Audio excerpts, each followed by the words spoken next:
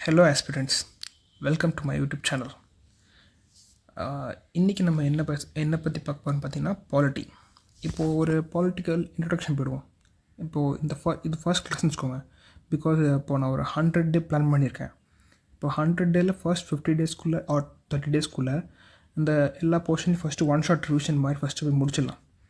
அதுக்கப்புறம் நான் seat quotes like பாலிட்டிக்கு, economic, ஜியாகிரஃபிக்கு இதுக்கெல்லாம் நான் ரெடி பண்ணி அது உங்களுக்கு நான் டாக்குமெண்ட்டாக ஷேர் கூட பண்ணுறேன், பிரச்சனை கிடையாது. அண்ட் இன்றைக்கி first class just polity introduction போயிடுவோம், ஓகேவா? இப்போது ஒரு இந்தியன் கான்ஸ்டியூஷன் ஓவர்வியூ பார்த்துப்போம். இப்போ இந்தியன் கான்ஸ்டியூஷன் தான் world's single longest written constitution. Longest written கான்ஸ்டியூஷனை வச்சுக்கோங்க. பிகாஸ் லாங்கஸ்ட் ரிட்டன் கான்ஸ்டியூஷன் பார்த்திங்கன்னா யூகே பல வருஷமாக அவங்களோட கோர்ட் ஃபைலிங்ஸ் வச்சு சேர்த்து ஒரு சிங்கிள் டாக்குமெண்ட்டாக அவங்க வச்சுருப்பாங்க. அதுதான் அவங்களுக்கு சிங்கிள் ரிட்டன் கான்ஸ்டியூஷன் கிடையாது. அவங்களுக்கு டோட்டல் லாஸ் பை இயரில் டோட்டலாக சேர்த்து அவங்க அந்த லாவை இன்டர்பிரட் பண்ணுவாங்க. ஆனால் நமக்கு எல்லாமே ஒரு சிங்கிள் லாங்கஸ்ட் ரிட்டன் கான்ஸ்டியூஷனில் இருக்கும். அண்ட் நம்ம கான்ஸ்டியூஷன் மோஸ்ட்லி ஒரு லிவிங் டாக்குமெண்ட்னு சொல்லுவாங்க. நெக்ஸ்ட்டு பார்த்திங்கன்னா salient features of the constitution போயிடுவோம். Salient features of the constitution as சரி longest written constitution in the world. ஏன் இது லாங்கஸ்ட் ரிட்டன் கான்ஸ்டியூஷன் பார்த்தீங்கன்னா குளோபல் கான்ஸ்டியூஷன் எக்ஸ்பீரியன்ஸ் இது எல்லாத்தையுமே சேர்த்து ஒரு கான்ஸ்டியூஷனில் அடைக்கிட்டாங்க. அண்ட் ப்ளஸ் இதில் அட்மினிஸ்ட்ரேட்டிவ் ப்ரொவிஷன் ஸ்டேட்டுக்கும் சரி சென்டருக்கும் சரி ரெண்டுமே சேர்த்து ஒரே கான்ஸ்டியூஷனில் இருக்குது. மற்ற இதெல்லாம் பார்த்தீங்கன்னா சென்டருக்கு தனி கான்ஸ்டியூஷன் இருக்கும், அப்புறம் ஸ்டேட்டுக்கு தனி கான்ஸ்டியூஷன் இருக்கும். இது single constitution for the whole இந்தியானால யூனியனுக்கும் ஸ்டேட்டுக்கும் சேர்த்து ஒரே அட்மினிஸ்ட்ரேட்டிவ் ப்ரொவிஷன்ஸும் ஒரே கான்ஸ்டியூஷன் வச்சுருக்காங்க. And regulations of inter state ரிலேஷன்ஸ்க்கு அது செப்பரேட் செக்ஷன் இருக்குது.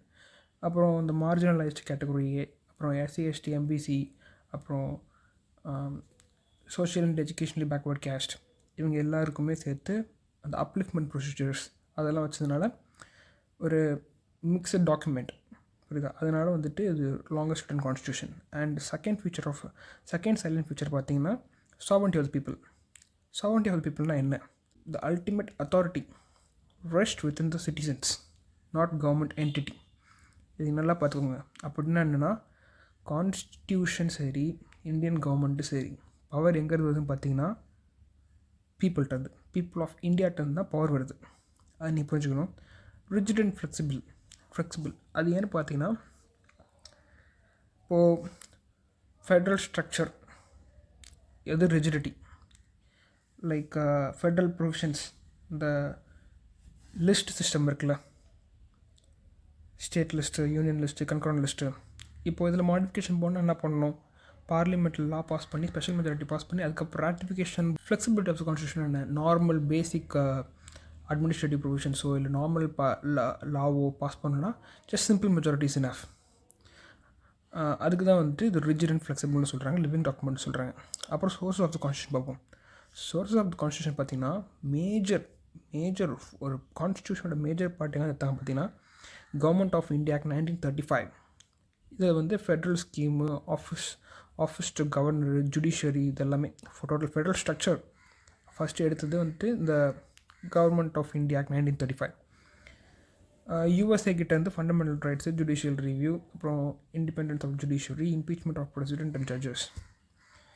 யூகேட்டேருந்து parliamentary system, rule of law, single citizenship. அயர்லாண்ட்லேருந்து directive principle of state policy. ஆஸ்திரேலியாட்டேருந்து concurrent list, joint sitting of parliament. Canada federation is the strong centre and residuary powers.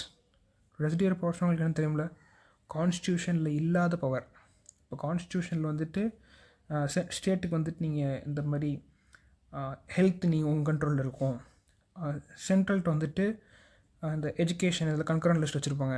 இப்போலாம் ஒரு இது வச்சுருப்பாங்க. Like police for state and army centre, இது மாதிரி defence centre ஸ்டேட்டுக்கு இருந்தது பிரித்து வச்சுருப்பாங்க. இது எதுவுமே இல்லை அப்படின்ற போது யார் அந்த பவர் எடுக்கலாம் அப்படின்றது ரெசிடியரி பவர். அந்த ரெசிடியரி பவர் கண்ட்ரோல் சென்ட்ரல் இருக்கும்.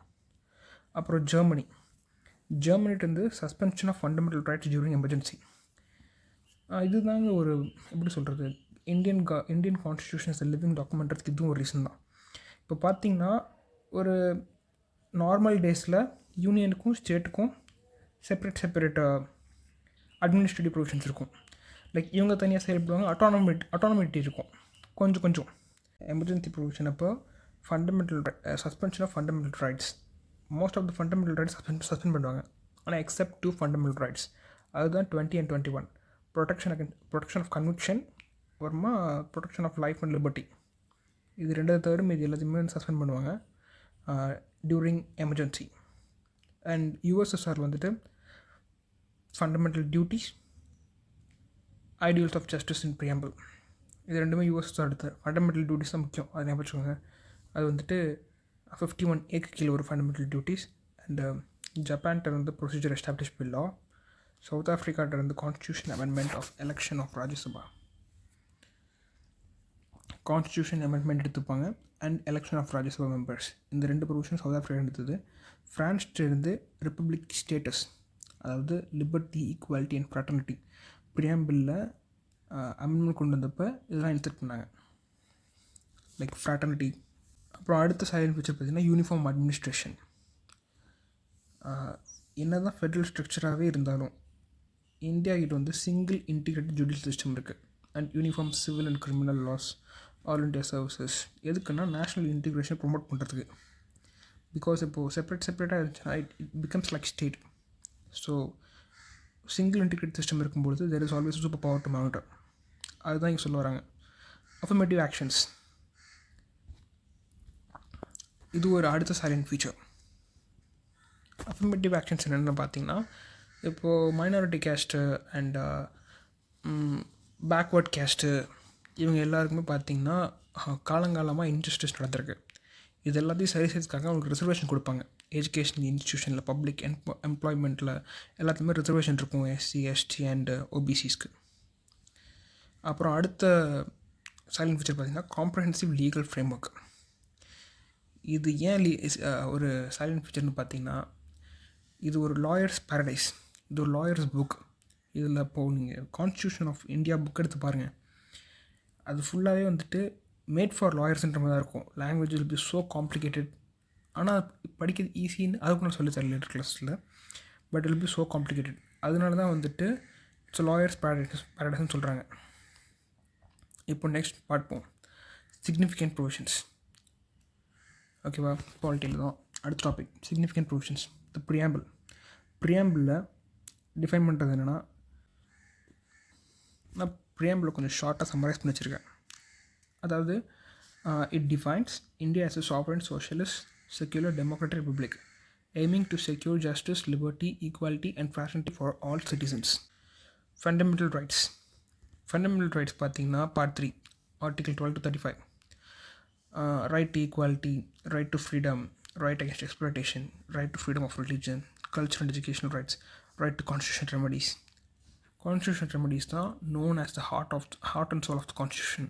அது யார் சொன்னா, அம்பேத்கர். அப்புறம் Directive Principles of State Policy. Directive Principle of State Policy இதுக்கும் ஃபண்டமெண்டல் ரைட்ஸ்க்கும் அப்பப்போ டிஃப்ரென்ஸ் கேட்பாங்க. இதுக்கு ஃபண்டமெண்டல் ரைட்ஸ்க்கும் டிபிஎஸ்பிக்கு என்ன டிஃப்ரென்ஸ்னு கேட்டிருப்பாங்க. மெயின் டிஃப்ரென்ஸ் என்னென்னு பார்த்தீங்கன்னா, fundamental rights are justiciable nature, DPSP are non justiciable nature. அப்படின்னா ஃபண்டமெண்டல் ரைட்ஸ் உங்களுக்கு மறுக்கப்படும் பொழுது நீங்கள் கோர்ட்டுக்கு போகலாம், சுப்ரீம் கோர்ட்டோ ஹை கோர்ட்டோ போகலாம். ஆனால் டிபிஎஸ்பி உங்களுக்கு கொடுக்கப்படலைன்னா நீங்கள் போக முடியாது. ஏன்னா DPSP is non justiciable nature. And டிபிஎஸ்பியோட main goal 2 goal, ensure social and economic justice. அப்படின்னா ஈக்குவாலிட்டி, சோஷியலாகவும் எக்கனாமிக்கலாகவும் ஈக்குவாலிட்டி கொண்டு வரணும். அண்ட் ஒரு வெல்ஃபேர் ஸ்டேட் க்ரியேட் பண்ணணும். அதுதான் இது 2, அதோடு தான் வந்துட்டு டிபிஎஸ்பியோட மெயின் குறிக்கோள். இதுக்கப்புறம் வந்துட்டு நம்ம யூஎஸ்எஸ்ஆர் கிட்ட ஃபண்டமெண்டல் டியூட்டிஸ், அதுதான் இது வந்து added part 4A article 51A கீழே added by 42nd Amendment 1976. 11 duties டோட்டலாக இருக்குது. சிங்கிள் சிட்டிசன்ஷிப், அதான் நான் ஆல்ரெடி சொன்னது, சிங்கிள் சிட்டிசன்ஷிப். யூஎஸ் மாதிரி நேஷ்னல் சிட்டிசன்ஷிப், ஸ்டேட் சிட்டிசன்ஷிப் இல்லாமல் இதில் சிங்கிள் சிட்டிசன்ஷிப் தான் ஃபார் ஹோல் ஆஃப் இந்தியாக்கே. அதனால தான் it's a single largest return constitution. And parliamentary form of government அப்படின்னா என்ன, ஒரு executive council of ministers elected ministers இருக்காங்களே அதில் council of ministers who are collectively responsible to Lok Sabha. இதுதான் பார்லிமெண்ட்ரி ஃபார்ம் ஆஃப் கவர்மெண்ட்டோட மீனிங்கே. அப்புறம் quasi-Federal Structures. India is a union of states with both federal and unitary features. அப்படின்னு என்ன? India is a union of state அப்படின்றது கான்ஸ்டியூஷனில் கொடுக்கப்பட்ட word. And இதில் federal and unitary feature ரெண்டும் கம்பைண்டாக இருக்கும். இப்போ ஃபெட்ரல் ஃபீச்சர் என்னென்னு பார்த்தீங்கன்னா division of power, written constitution, independent judiciary. Unitary features appointment of governor by president, single citizenship, union of power to override state during emergency. இப்போது territory borders இருக்கும்ல, இப்போ ஒரு ஸ்டேட்டோட பார்டர்ஸ் அதையெல்லாம் ரீட்ரா பண்ணுறது, சசீடு, அப்புறமா வந்துட்டு இது எல்லாமே வந்துட்டு யூனியன் கீழே மட்டும்தான் இருக்கும். இது எதுவுமே ஸ்டேட்டு கிடையாது. State does not have a right to secede. இப்படி சசீட்னா பிரிஞ்சு போகிறது. ஸ்டேட்டால் பிரிய முடியாது இந்தியன் கவர்மெண்ட்டை. So India is a holding together federalism. அதான் இது குவாசி-ஃபெட்ரல் ஸ்ட்ரக்சர்னுவாங்க. இப்போது யூஎஸ்லாம் பார்த்திங்கன்னா கம்மிங் டுகெதர், இது ஹோல்டிங் டுகெதர்னா பை ஃபோர்ஸ் இதெல்லாம் வந்து ஹோல்ட் பண்ணி வச்சுக்கிறதுனால சசீட் ஆகிறதுக்கு இதுங்களுக்கு இப்போ ஸ்டேட்ஸுக்கு ஒரு அத்தாரிட்டி கிடையாது. அப்புறம் independent and integrated judiciary, single hierarchy of court exist, supreme court, high court, subordinate courts. Judiciary is independent of the executive and legislative to ensure the rule of law, அதெல்லாம் தெரியும். அப்புறம் யூனிவர்சல் அடல்ட் ஃப்ரான்ச்சைசி ஆர்டிகல் 326 கீழே every citizen above the age of 18 has a right to vote regardless of caste, race, sex, religion. Local self-government 73rd to 74th amendment கீழே கொண்டு வந்தாங்க. இது பஞ்சாயத்து ராஜ் இன்ஸ்டியூஷனும் முனிசிபாலிட்டியும். இது எதுக்குன்னா டீசென்ட்ரலைசேஷன் ஆஃப் பவர். இது எங்கே இருக்குன்னு பார்த்தீங்கன்னா டிபிஎஸ்பியில் இருக்கும். இப்போது டிபிஎஸ்பி வந்துட்டு நான் ஜஸ்டிசபிள்னாலும் அம்பேத்கர் என்ன சொன்னார் பார்த்தீங்கன்னா இது வந்து ஒரு கவர்மெண்ட்டோட கடமை இதெல்லாம் வந்து கொண்டு வருது. ஒவ்வொரு அமெண்ட்மெண்ட்டோ இல்லை ஒரு லாவை கொண்டு பாஸ் பண்ணும்பொழுதோ இந்த டிபிஎஸ்பியில் எல்லா ப்ரொவிஷன்ஸும் ஞாபகம் இருக்கணும். இது முடிஞ்ச அளவுக்கு இம்ப்ளிமெண்ட் பண்ண ட்ரை பண்ணணும். இதுதான் வந்து டிபிஎஸ்பியோட நோக்கம், கோல் எல்லாமே. அப்புறம் எமர்ஜென்சி ப்ரொவிஷன் வந்து பார்த்திங்கன்னா national emergency, state emergency, financial emergency.